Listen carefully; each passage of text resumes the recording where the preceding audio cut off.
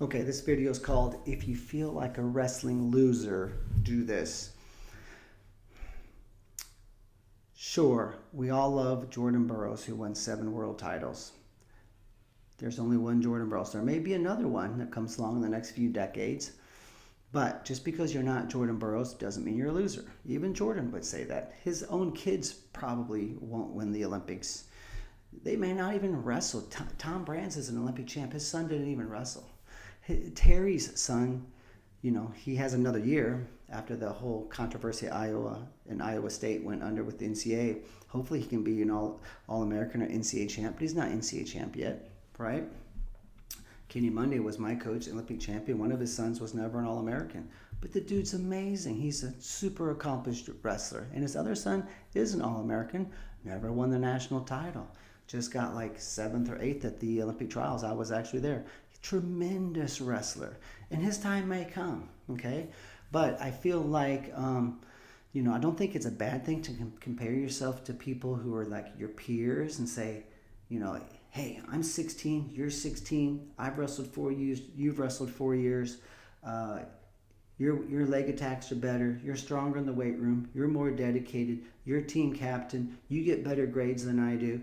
So I don't think it's bad to compare yourself to other people who are like within your age range and your experience level and say, hey, it can be very inspirational to say, that guy can do it, then I can too, right?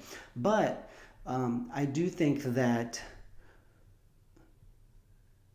there was a guy, he's now some motivational speaker, big basketball dude.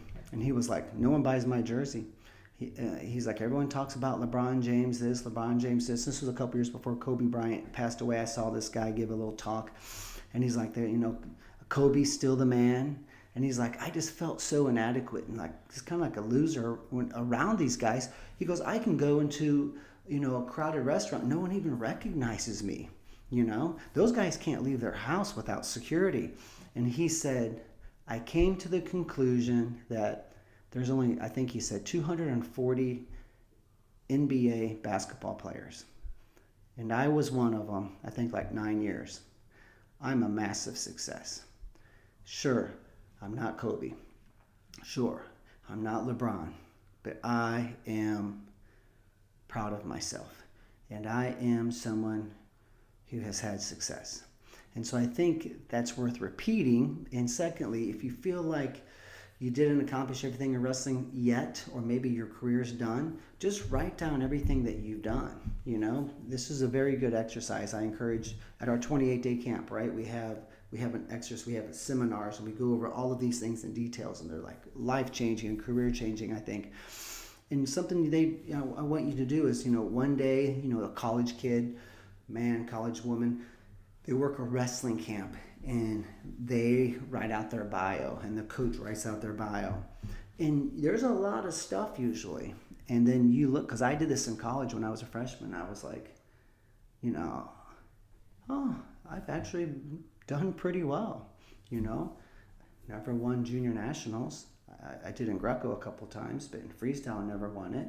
But I placed a couple times and I won state and I did this and now I'm here and and you write out, just like you make a to-do list, why don't you just write out all the things that you have accomplished? And I think that's number one.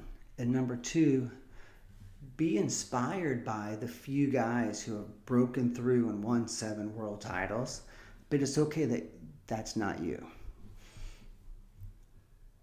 You may have your massive success somewhere else, right? This guy might have 3 divorces and alcohol problem, money problem, who knows? And you might be like living the American dream. So there's chapters in your book, and every chapter you want to be completely successful. And you might kind of make up for it in these other areas. But that doesn't mean that you should shy away from, the success that you did have, because, you're not a loser just because you're not a state champ or maybe a state medalist, or maybe you didn't go to a famous college, or maybe you decided not to wrestle in college.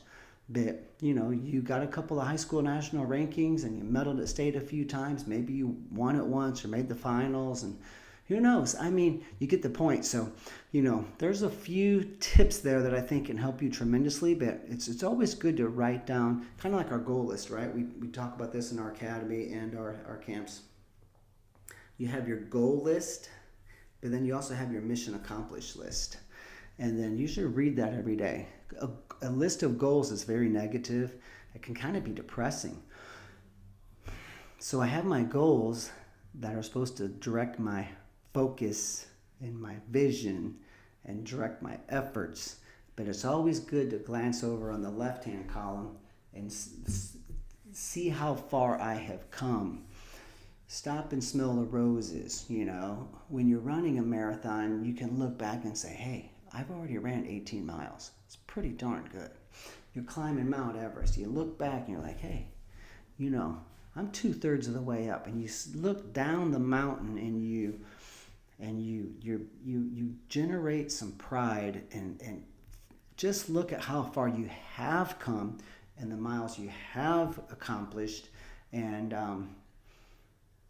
that can be very motivating in itself, and it can kind of give you new energy. So there's a good tip for you.